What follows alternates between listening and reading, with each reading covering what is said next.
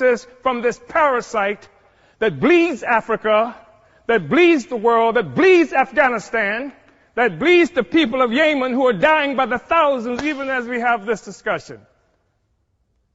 This is the basis of a Brexit.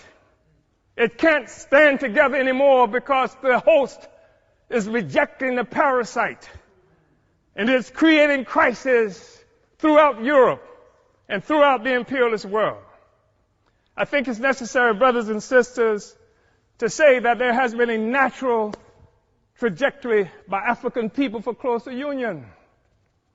We know that we're talking about having this discussion in part because in 1884-85, Europeans sat at a table in Berlin, Germany, not a single African there, and carved up Africa into the territories that we now sometimes call countries and illogically refer to as nations. Africans didn't do that. It was Europe that did that.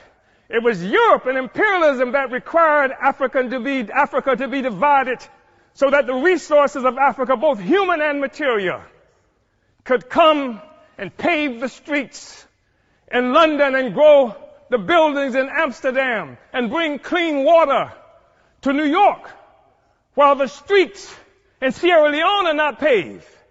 And the people in Sierra Leone do not have clean water.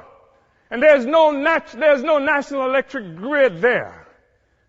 It is necessary to keep Africa divided by European imperialism and by all the imperialism in order to continue to suck the resources from Africa so that cell phones could exist here, so that Steve Jobs and the others could achieve some great notoriety from the coltan that comes from Congo, where Leopold killed at least 12 to 15 million Africans in order to conquer and keep Africa in the condition it's in today.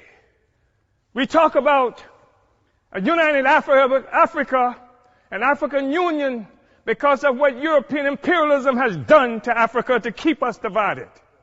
We know it's true. We saw 100 years or so ago, Marcus Garvey organized the Universal Negro Improvement Association and African Communities Leagues that stretched across the globe. More than 11 million African people everywhere were connected to this. Africa for Africans, at home and abroad. That was the cry.